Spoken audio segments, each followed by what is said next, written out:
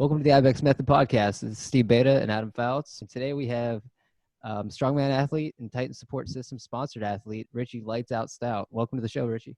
Yeah, thanks for having me. Welcome. So let's just start into it. Like, what got you into Strongman? Like, Yeah, that's not the most common thing to be involved with. So I'm really interested to hear how someone gets into something like that. Yeah, so I was playing club lacrosse at Youngstown State. I needed something else to do, and I was working out up in Niles at World of Fitness, the old gym up there in the Pine Tree Plaza, and a couple guys up there competed locally in Pittsburgh the year prior, and they had some of their own equipment. And I'm like, it looks kind of interesting. Maybe I'll give that a shot. Then I kind of talked to them a couple times, and I got to work in with them, and I did a show about 6 months later. I practiced for a little while and just fell in love with it from there, and that was back in 2010. So I've been doing this for a little while now, but just fell in love with it and just kind of kept going with it. Yeah, that's awesome. Because I remember when we first met, you were working at Vitamin Shop, and we found out we were both friends with Corey, and we just kind of like hit it off. We just started like talking about it, and I was like, "That's really awesome." You're getting ready for the Arnold. It was the first time you were getting ready for the Arnold, I think, at the time. So, like ever since then, I've just been following your journey, like slowly, like, and just always peeking in on what you're doing. It's insane, like, kind of stuff you do, man. Like, it's definitely been fun, but it's been a little bit. It is a little different. That's what I like about the sport. The events, they're always changing and always keeping you on your toes. So it's definitely been fun. Yeah, that's awesome. Like when you're doing an event, do you know what events that are going to be in the competition going into it, or is it kind of like a blind entry kind of thing? For the most part, at the Arnold, they usually keep a mystery event, and they'll tell us the week of the competition because usually we're cutting weight, so we're not going to really train for that event the week of. So they'll hint to it right at the very end. But for the most part, they tell us what we're going to do. Oh yeah, that's sometimes cool. You may get there and the weights may be heavier. They may change it last minute, but that's about it. But that's always a pleasant change. I like it. It's a little bit harder. But oh yeah, definitely. I'm sure that's a little bit of a rush. But how does like the scoring go typically? Is there like a specific just scoring to each event, or is it pretty standard? It's pretty standard. So they take the amount of athletes you have. So say there's 10 athletes and you get first place in an event, you get 10 points. And then it just trickles down from there. If you tie, they'll kind of split it and then break it down from there. It's scored pretty much off reps. A lot of like overhead press events will be reps in a minute.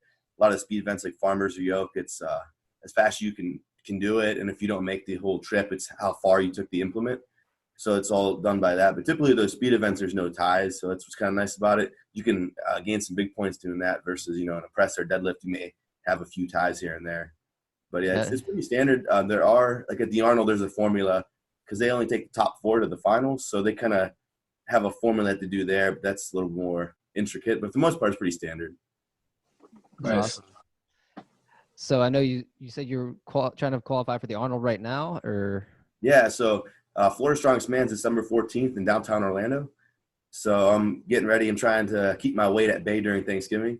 But qualify down there. And then Arnold's March 5th through 7th. So it'd be nice to make another trip to Ohio in March. And, I won the Arnold back in 2016, and I was second place in 2017. And I haven't done it since, so it'd be great to make a trip back to Columbus and, give it my go, and see what happens. So it'll be nice to kind of, go for that second one. Yeah, that's awesome, man. So as for training for Strongman, how does one get like, say if someone like me wanted to get started with it, I have just basic weight training. I've done Olympic weightlifting and stuff. What are some of the core foundations that you like kind of push someone to get used to when trying to get into something like this? Yeah, so the way I found, because I've messed with so many different methods, the simplest way, because you look at a strongman event, typically you have a press event, you have a deadlift event, a moving event of some sort, and a loading event. So we kind of break it down into, it'll be a couple, I like to do a couple press days, one more of a vertical press, more of a horizontal press. So I know there's going to be a log press. We would train a log press event, but we'd also do a lot of overhead accessories, some triceps. The second day would be more benching, a lot more tricep accessories, not so much event specific, but just working on the stabilizer muscles, a lot of foundational stuff. And then there's always a deadlift day in there. So, I mean, it is pretty traditional, and I like to stay away from the events with the deadlift, to kind of focus on that deadlift and then build up that core, and then also work in squats as well. And then the fourth day would be an event-specific day. So that's where you get your moving events, your loading events. I think that's the best way to do it, break it into 4 days like that. I just found like that works the easiest. And they said you're still getting your typical lifts in there, and then you're kind of tying in those strongman events to your typical lifts, and you're not overtraining while doing it. That's awesome. Like I said, it's just so cool to kind of hear like how you go about like structuring your workouts, because I've been to so many things. I've been on track teams that are very specifically just running based. I've been introduced to training while running, and just specifically Olympic weightlifting. I've done a little bit of powerlifting, but strongman just seems like such a rush. Like it just seems Yeah, so no, cool, man. Like it's something different. Powerlifting is great too. I just like with strongman, you get into 5 different events, typically sometimes 6, and so you never know what you're gonna get into. So you come into a competition, they release the events 3-4 months out, and you're like, oh man, I got this event, that event. You might find things you're not good at or you don't want to train, and you're thinking in your head, now I got to train this, now I got to set this up. And if you train by yourself, that's the one thing that does stink, because you're setting all that stuff up by yourself, then tearing it all down, loading all that stuff. This is the one, like extra volume right there. it is. I joke around like carrying plates out. When I had to carry the plates from inside the gym to outside, I'm like, that's an extra farmer's carry right there. The front carry with the that implement. So I always call it a little extra volume, little extra sets. All right. So since we're talking about the events, what's one of your favorite events? What's one of your least favorite events? Favorite events definitely got to be a moving event. Farmer's carry or frame carry is my favorite. I've always had pretty good foot speed, so just carrying, picking up stuff and just trying to run as fast as I can with it is my favorite. So farmer's frame carry is just something I love to do. And I did notice this competition in Orlando has a frame carry, and if I do qualify for the Arnold, they have a farmer's carry, so I'm pretty excited about that. My least favorite, it sounds bad saying this because I had a little bad taste in my mouth last year at Roll Strong. Atlas Stones. I'm not terrible at it, but I hate training it. And if you have to wear tacky, if they let you wear tacky, you get messy. You have to put baby oil or Goo Gone or something in your arms to get that stuff off. It's just not fun to train. And then last year at World's Strongest Man, I had the lead going in the final event, and I got tied up, and then I lost the tiebreaker because the tiebreaker was friends. So Nate and I tied for first, but he won that tiebreaker, and I got second, and he got first, and I was like, man, I hate stones now. Yeah. So I still got that bitter taste with stones, but I don't mind. I don't mind doing it, I guess. But like I said, I don't really like to train it as much. Like I said, it gets real sloppy, and yeah. But it is one of the core lifts in strongman, though. So most people who will listen to this will probably make fun of me for saying that. But. Yeah. So I'm assuming all those different events and how much weight you're carrying around every day really takes a toll on your body. What do you like to do to try to keep yourself moving okay and like healing and recovering properly? So yeah, it's probably gonna sound funny being a bigger guy, but I teach a lot of spin classes at the Navy base. Wow. I'm in the pool. Yeah, what's that? I said, wow, I just didn't expect you to be a spinning instructor. Yeah, I'm actually a Schwinn certified spin instructor. So it's funny when you get a lot of the active duty, wives and a lot of active duty coming in. They look at me like, wait a minute, you're the instructor? I'm like, I am. But we're gonna have a good time today. But it is fun though, let you kind of be yourself. But I like to do that for active recovery for my legs. It's fun to do once you get going into it. But I do like to hit the pool a lot. And then when I'm at home, I got a foam roller, a lacrosse ball. I'm trying to think what else. I got one of those Theraguns. A bunch of different tools. I got Graston tools actually to get some active release in there. So I do a few different things therapy-wise on my own. And then when I do come back to Ohio, I got to give him a shout out. But Dr. Turkley up in Mineral Ridge. Love to go to Dr. Turk. He fixes me up real well. So, I mean, there's a lot of different things, though. But yeah, mainly here, I'm always on the foam roller. I try to put it in front of my TV. So whenever I want to watch TV, I will be tempted to foam roll while I'm doing it just to kind of loosen up a little bit. Yeah, I think that's like pretty universal for everybody. I feel like people don't realize how much recovery you could actually get done on your own, just around the house with, like you said, lacrosse balls. That was the best thing I ever figured out. Yeah. Just put 2 lacrosse balls in a sock and just wrapping it up. You have the peanut, and there's so much mobility stuff with that. Just get the spine moving and everything. Oh yeah. People think you have to like go to all these fancy things. I mean, all the fancy stuff's kind of fun and cool, like these massage therapists once in a while, and then everyone's like obsessed with cryo now and stuff like that. Yeah. One thing I thought about, but I just couldn't go through with it. I was like, no, there's a lot of other things I could do to, just get the same kind of result. Yeah, cryo's expensive, man. I was like checking it out. I was like, I could just freeze my ass off in an ice bath for a lot cheaper than $40 a pop. That's what it kind of seems like it is. Yeah, that's what I resorted to actually before the competition. I'm like, I'm just gonna fill my tub with ice. It's a lot cheaper and you're gonna get the same result. And then when I'm done, I'm home already, so I can just kind of, keep going. Yeah, it sucks for a little longer, but it's like, who cares? Like, if you're doing that anyway, it's kind of like a mental game too. If you Yeah, that's it. Yep. yeah. So, as for nutrition, like, what's your diet like?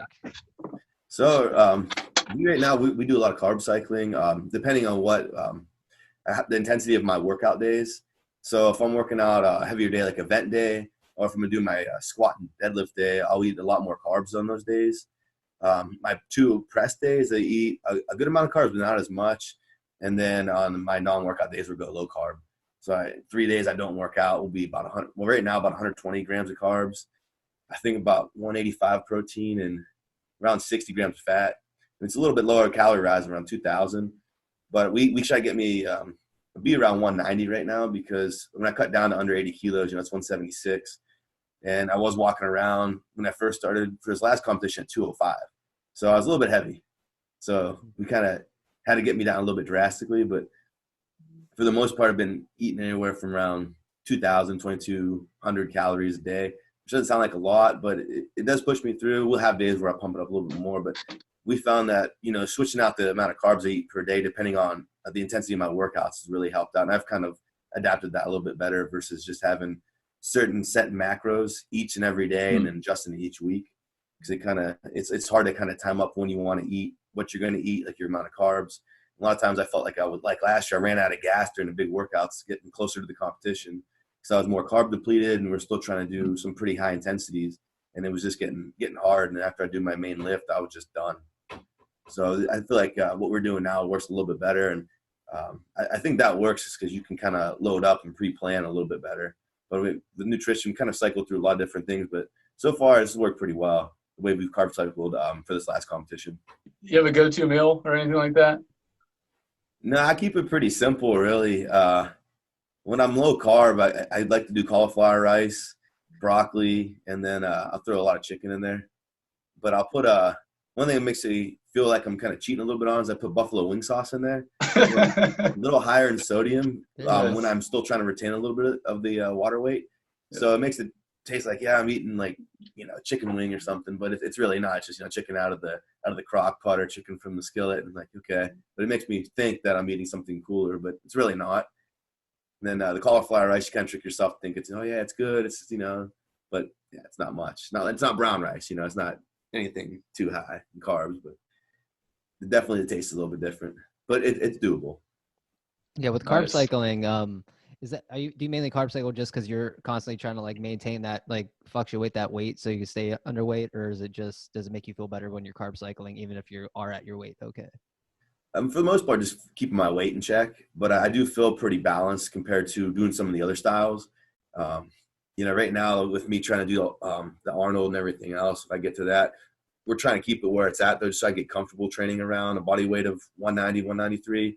And then that way we don't have to really drop a lot of weight. But I know with the holidays, it may be a little unrealistic, especially Thanksgiving and Christmas coming up, but it's one thing we'll kind of look into when we get there. But definitely like to keep the weight a little bit, a little bit lower. And I think once we get that nice, balance, it'll really pay off versus trying to cut down dramatically like I did earlier in the year when I had to come down from 205. It was a little bit of a shock to the body. It took a few weeks to kind of recover to get back to it. And then once I kind of balanced it out around, I think I was about 193. I felt pretty solid, and my body's kind of, okay, we're good to go. Man, nice. I never had problem cutting weight. all my health problems and all this, I'm always constantly at like that 123. So like when I was competing 56 kilo, I never even had a problem. I only had one night, like out of nowhere, I like jumped up to like 57 kilos. I was like, this never happens. So I was like sitting there like, don't drink water. Try to shit like 3 times real quick before I weigh in. Let's do this.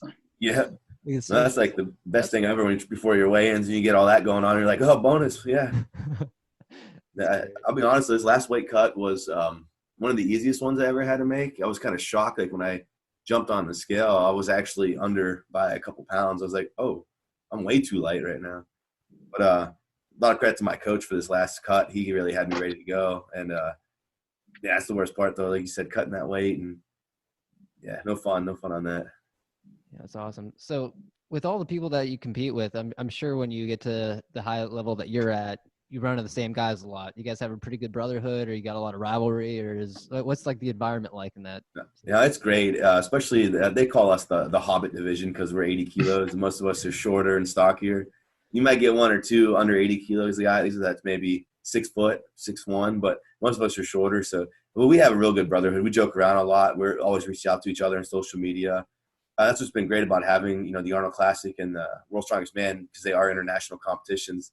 Met a lot of great guys from different countries. Still keep in contact with Carl over in Australia, a couple guys, Danny over in England, just a couple people in Canada too, keep in contact with. But met a lot of great people just through the international events, and then even in the States, the up and coming new athletes, and a lot of them too. Don't even realize, a lot of guys in Florida, up and coming, go to competition. You're like, wait, you're in Florida? Like, why have we not trained? Or even in Ohio too, a couple guys I didn't know of in Ohio coming out. It's good to see.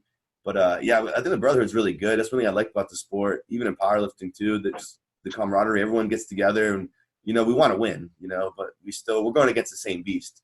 If you got this big Husafell stone you got to carry, it's like, man, we all got to do that. But we're all suffering the same pains, but we're pulling for each other. But you're also wanting to do better than the other guy. But yeah, we definitely have a good brotherhood, and that's what makes the sport so fun. And it's kind of like a gathering, getting back together for a weekend. And definitely after we all make weight, we like to meet up and eat all the food and be happy again, and then get back at it the next day. That's awesome, man. Like it's just so exciting. You better qualify for Arnold so we could all meet up there with you and come watch you. Oh, definitely, man. I've been training hard for it.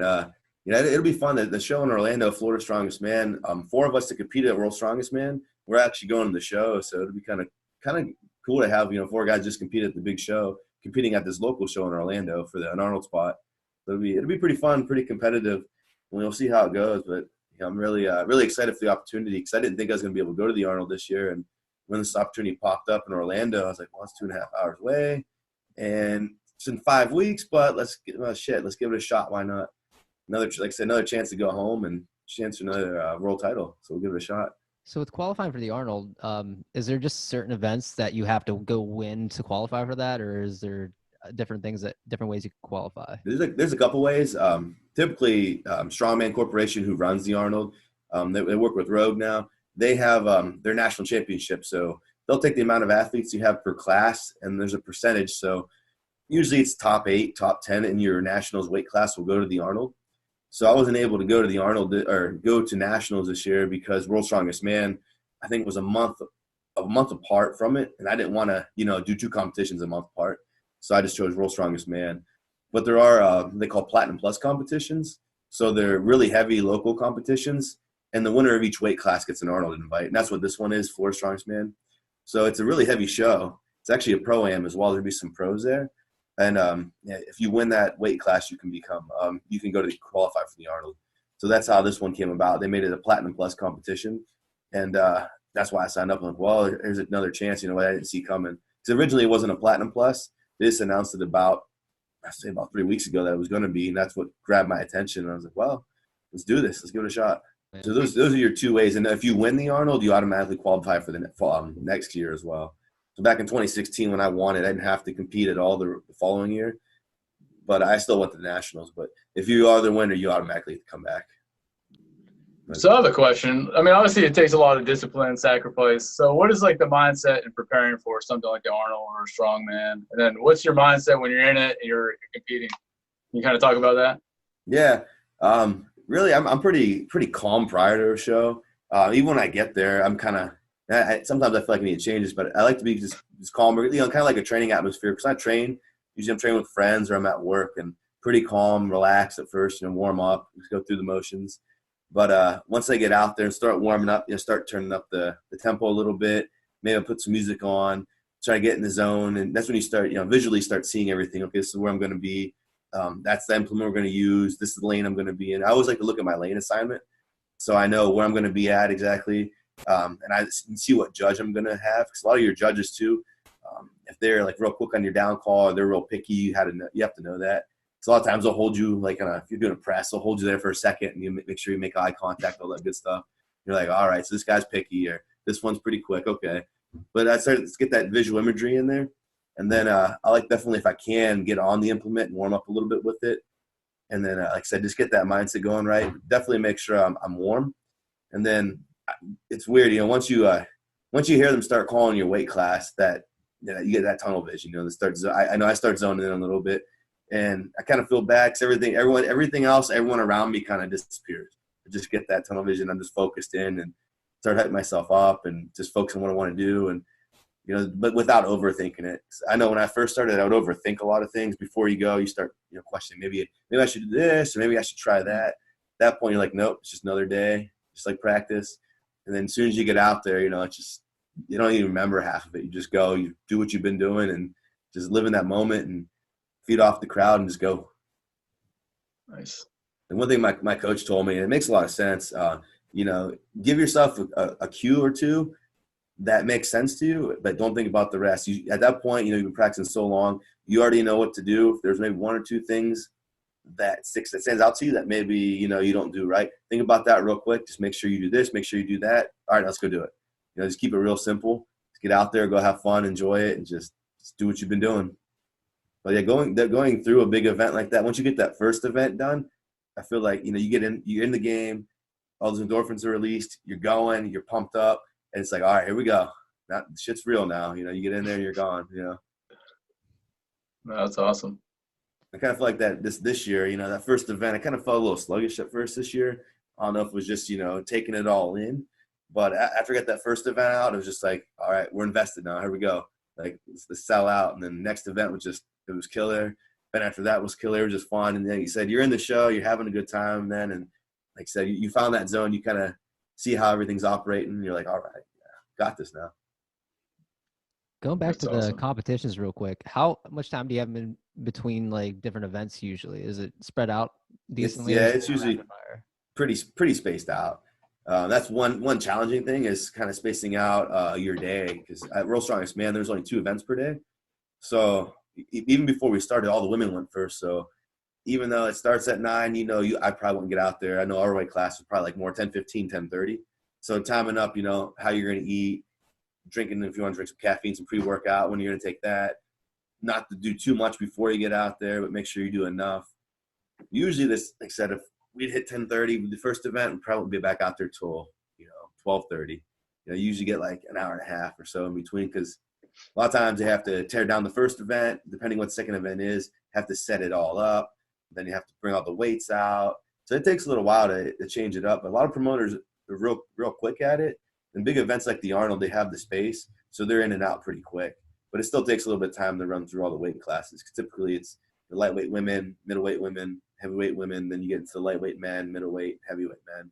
So you have a lot of classes to run through. So, like I said, once you get going, you kind of see how each promoter is going through it. But typically, you have at least an hour or more. Typically, more than an hour in between your events to get going. Some events like World's Strongest Man, when they get to the finals, there's only a top 10 in each class, so it goes a little bit faster. But like I said, for the most part, those big events, when there's qualifiers, you have 25 per weight class. It takes a lot longer. And like I said, you'll have a little bit of time in between. Definitely bring snacks, and they said make sure you're staying hydrated. I mean, I always see you having so much fun on Instagram and getting ready for these competitions. You're always rocking your striped shorts, always referencing clowns. What's with the clowns, man? I love it. But what kind of drew to the idea of like, all right, clowns, let's do this? Yeah. So when I was in Niles, we wanted to come up with a name to kind of honor traditional strongman. So our name was the Circus Freak Strongman, and it kind of went back to the origin of the guy with the handlebar mustache lifting the barbell over his head with one arm. So we kind of made shirts, and we had a circus tent. We had that guy on the back of the shirt. And it was pretty cool, and we kind of rolled with that for a while. And then when I moved down to Georgia to work for the Navy, I was like, man, I'm not with these guys anymore. But we still wanted to keep the team name alive. So I was like, I kind of want something different, but with the circus theme. And I always loved Tim Curry and the movie It. Yeah. And it was always a funny slogan, beep, beep, Richie. And everyone joked around with me saying that. So I kind of adopted that, rolled right in with the circus theme. And, we kind of got different clowns drawn up. And I kind of went with that logo. And then after getting, some publicity after the Arnold in 2016, Titan Support Systems made me a custom belt. And we had the clown put on it with my nickname, and that kind of just stuck from there. And then that was it for the clown. Now the striped shorts was a different story. I got those made up in Ohio. When I was first started competing, I wanted something funny that was like like a circus tent, like circus trunks, like actual trunks they would wear back in the old days. But I wanted something silly, and I didn't want red and white because Indiana Hoosiers, they have the red and white striped pants. That was kind of my idea, but I'm like, we wore black and white, so we got to go with black and white stripes. So those shorts, my buddy got them made for me, and some lady, what she did was she just took old cloth. So I had a normal pair of white shorts, and she took old black cloth and she sewed them on by hand. So it's really thick, like pieces of cloth sewed on by hand to just a pair of white shorts. So they're actually pretty heavy shorts in the sense of they're bulky because everything on there is hand sewn, and it just looks, I don't know, it looks like something that belongs in Strongman. It just completely, like I said, it looks completely ghetto rigged, but it's funny as hell. And I was like, yeah. When he gave them to me, he's like, these are garbage. I'll throw them away. I won't charge you. I'm like, no, this is what I was looking for. Something silly as shit. It's awesome. And said, it's just cool. And she hand sewed everything on. I'm like, dude, I got to keep these. Yeah, so custom, like no one else has that. Like that's something special. That's awesome. That was it, because it's not just a typical pair of shorts. Like I said, it's kind of like two pairs of shorts because you have a pair of shorts with just a bunch of fabric from another pair of shorts, like hand sewed on there. And after that, I'm like, yeah, I'm doing this. And I wore them to, I think it was Oil City. I went to Pennsylvania, Oil City, PA, and I competed at a local show with them. I debuted them. I think it was 2012. And it just stuck with me ever since. Everyone's like, the shorts. They call them, I hear Beetlejuice, the pirate shorts, everything. And I'm like, yeah, you can't miss me if I'm out there now. You get the shorts. But I only wear them in competitions. I'm afraid to wear them any other time. I don't want them falling apart or anything. And like, I got to try keeping them around for a few more years. Yeah, that's awesome, man. And that's awesome. I didn't know they Titan made you that custom belt. That sounds awesome. How'd you meet up with Titan Fitness? So I took a job in Corpus Christi, still working for the Navy. And we got some belts made for the active duty guys for our gym. So we went down to Titan Sports Systems because they're actually in Corpus. And we were there talking, and my boss had mentioned that, oh, yeah, Richie, my fitness coordinator over there, he just won the Arnold. And he looked at me. He's like, you're like 190 pounds. I was like, well, they have lightweight. They do have lightweight weight classes. It's the amateur world championship. He's like, wait, and you won? I was like, yeah, I won. He's like, do me a favor. Send me some videos. He's like, are you local? And I told him, yeah, I just moved here. He's like, okay, and you work for the Navy? I'm like, yeah. He's like, send me some videos, what you've done. He's like, we can provide you possibly with sponsorship. He's like, we'd like to get into Strongman. He's like, that's what we're looking for. So I sent him some videos of the Arnold, what I've done, and just profile what I do at work, what I do with the Navy guys, and kind of just started talking, and they offered me a sponsorship, and I was like, wow, that's pretty awesome. And we kind of just went from there, like a little bit of the right place at the right time, but yeah, it was pretty awesome. They were looking for some strongman athletes, and I was right there, and I just had some success at the Arnold, and I'm like, okay.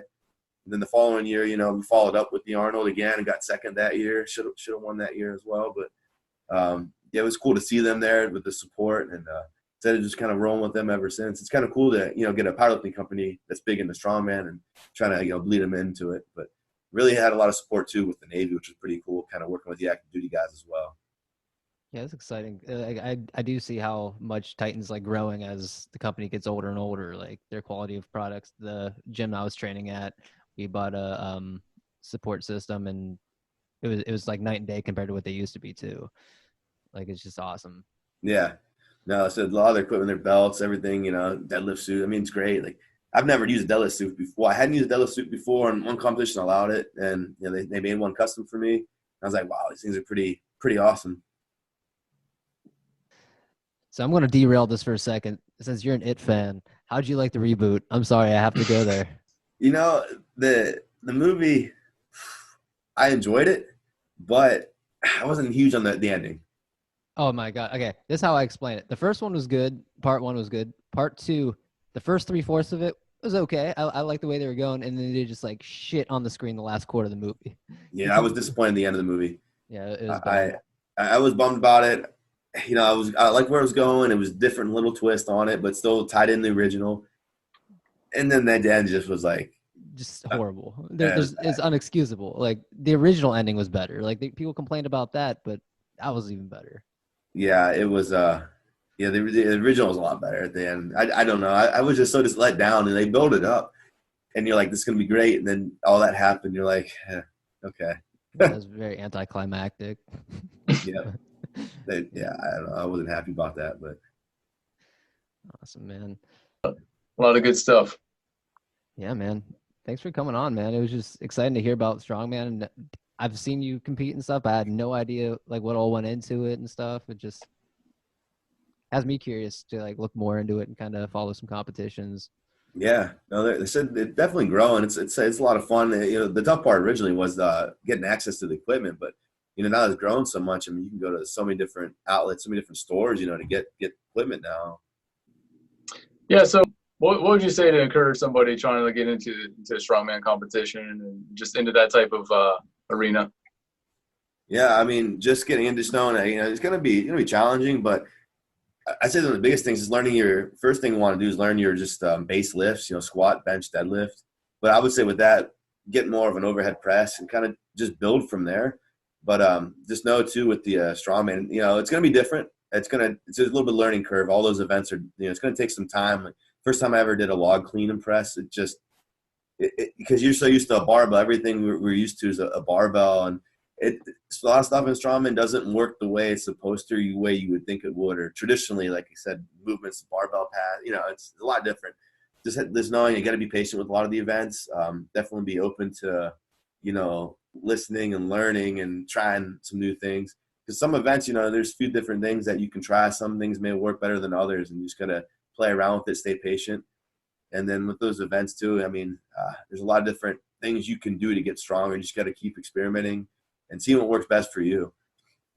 But definitely with the mindset, just keep that open mind, but just be willing to work hard and just keep going with it. Because it's going to be at times where it's a sport where you just want to say, you know, this is too much. You know, it's hard to grasp. You know, there's times where I'm like, you know what, I'll never figure out this event.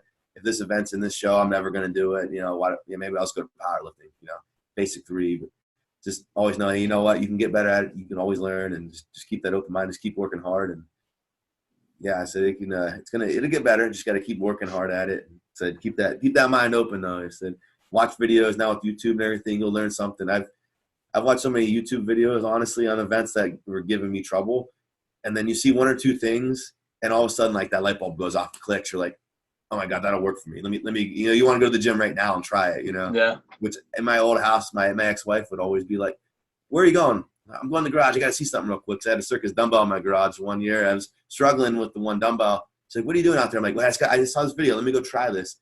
And then all of a sudden, like, the light bulb went off. I'm like, okay, I'll be good at nationals now. I figured it out. But like, just always it's one of those things you have to put research into, and then, you know, see what works. You know, a lot of the mechanics are the same, but it may be one or two little minor adjustments that make that difference to like, wow, okay, that made sense. That makes sense now. But we kind of be tied into any sport really. You know, it might be one or two cues that don't make sense, but you kind of change the verbiage or just kind of how you're doing it, and then all of a sudden that, you know, athlete would be like, oh my God, like that makes sense to me. So yeah, just always be looking for, you know, those different cues and those different ways of lifting, and sometimes, you know, it might go off for you. Yeah, that's awesome. Just constant improvement, I guess. Understanding your weaknesses, looking for where to grow. Yeah, definitely train the weaknesses. That's what you want to do. So many strongman, or I would say a lot of powerlifters come over to strongman, and they may have a great squat or a great deadlift or a great press, whatever it is. Might have a good event or two, and they'll probably win those events, but they don't want to train those weak events. Train those weak events, and it's a lot more fun to see the improvement. But two, when you go to these shows, you know, you'll be like, all right, like I don't have, you know, you got to be well balanced to be like, okay, I'm good to go. I got feel comfortable and I'm balanced out and gonna go rock the show now. And even if you don't win, if you PR and, you know, you did the best you could, and you're like, you know what, I could only move that Hooserville stone 100 feet in practice. I just did 250 feet. That's PR. I'm happy with that. You know, that's growing. You know, that's growth, and then, you know, you're improving. Yeah, that's awesome. Richie, if people want to look you up, where can they find your information? So Instagram, Lights Out Stout 77, and then Facebook is Richie Lights Out Stout. I'm trying to think. That's about it, really. No, I used to have a YouTube page. Don't really have it anymore.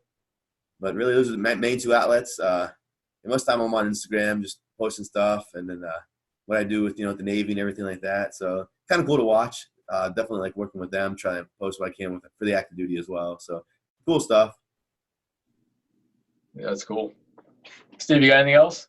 No, I just want to thank Richie for coming on today, man. I know we've been trying to get this going for a little while and just kind of worked out. And yeah, no, I appreciate you having me, man. Like I said, I was really trying to get on that Thursday after weigh-ins, but it just got hectic that Thursday. But I'm glad we got to do this tonight. It was really fun and good to catch up. Yeah, for sure. Like I said, let me know when you're in your town next time. I'd like to get a workout in together. That'd be fun. And if I qualify for the Arnold, I'll definitely have to go to training sessions because I'll be there for a couple weeks. So. Yeah, we'll be rooting for you, man. But yeah, I appreciate it, man. It's definitely good to catch up and appreciate you guys having me. I look forward to just watching everything else unfold. So thank you. No, thank you. I said I appreciate it. Listen to the IBEX Method podcast. This is Richie Stout, Steve Beta, and Adam Fouts.